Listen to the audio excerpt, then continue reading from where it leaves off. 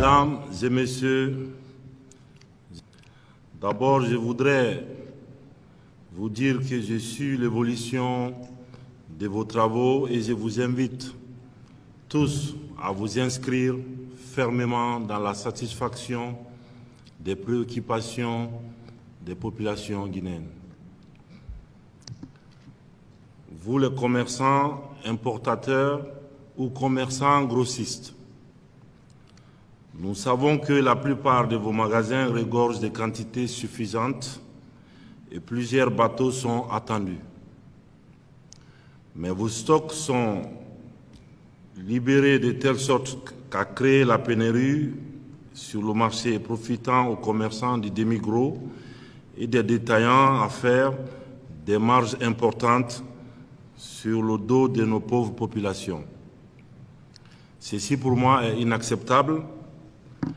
Vous avez récemment écouté le cri de cœur des femmes à l'occasion du 8 mars dernier.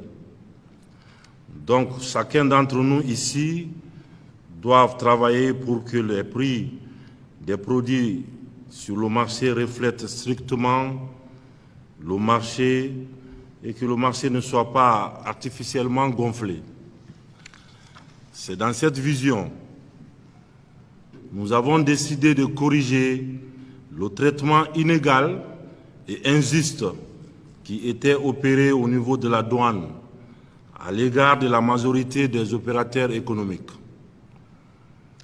À titre d'exemple, pour le dédouanement du riz, au moment où la valeur admise était de 450 $ la tonne, pour la majorité des opérateurs économiques, il y a un opérateur qui bénéficiait d'une réduction de la valeur pour 100 $ la tonne.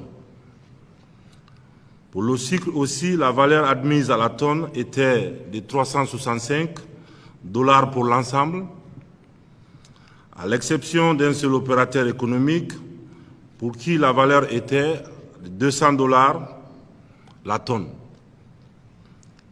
Nous avons estimé que ce traitement est une rupture du principe d'équité fiscale. C'est pourquoi le gouvernement avait deux solutions, deux choix. Le premier choix, c'était autoriser le dédouanement du riz et du sucre avec la plus grande valeur pour tout le monde, ce qui allait augmenter les prix des denrées de grande consommation, à savoir le riz, le sucre, etc. Ou accepter le dédouanement avec la plus faible valeur, en faisant bénéficier à tous les opérateurs la valeur qui était accordée auparavant à un seul opérateur économique. Ce qui a pour conséquence de réduire les recettes douanières, mais en même temps permet de diminuer le prix d'achat, par exemple, du riz et du sucre sur le marché.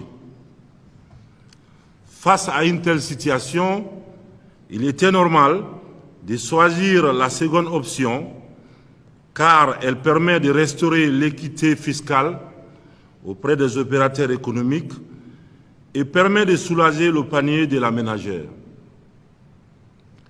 Je suis un homme juste et je suis allergique à l'injustice. Ainsi, grâce à cette mesure, les prix sur le marché sont à de nouveau relativement stables. Mais il y a encore beaucoup d'efforts à faire au niveau des importateurs. Vous le savez, à travers cette option, que l'État perd beaucoup de recettes douanières. Depuis novembre dernier, l'État a perdu 128 milliards sur le riz et 18 milliards sur le sucre. En tant qu'importateur, vous bénéficiez énormément des avantages de ces réductions, à la différence des autres pays de la sous-région, qui ne subventionnent pas autant sur les denrées de première nécessité et les produits pétroliers. Par conséquent, vous devez premièrement refléter dans votre prix de vente la réalité du contexte. Deuxièmement, renforcer la collaboration avec le ministère du Commerce et le ministère du Budget à travers la douane pour assurer le strict respect des principes pratiqués.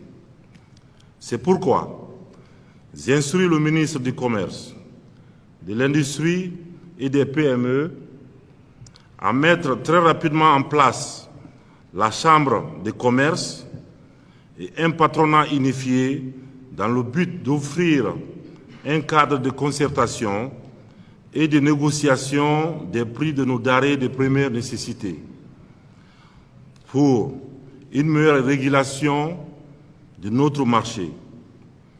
Et tertio, je vais aussi demander au ministre du Budget de prendre rapidement une note rappelant le respect strict de l'application de l'équité fiscale et douanière dans l'évaluation du riz et du sucre. Cela va aussi permettre de lever les suspicions des différents services d'enquête qui sont extérieurs à la douane par rapport à l'évaluation des prix du riz et du sucre. Au ministre des Infrastructures et des Transports, il est instruit de prendre les mesures adéquates visant à réduire les coûts au niveau du port autonome de Conakry.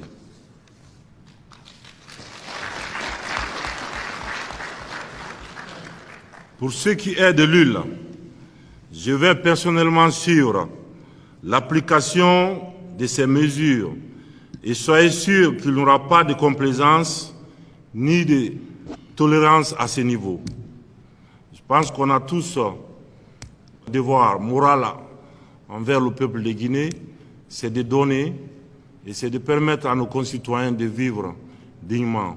Vous savez, nous avons tous à gagner dedans et que nos pauvres femmes qui se lèvent tôt le matin pour venir au marché doivent voir aussi le résultat de votre travail. Et je vous donne le temps de réfléchir et d'apporter aussi des solutions parce qu'il y en va aussi de la responsabilité individuelle ici de chacun. Et je vous remercie d'être venu. Merci à vous.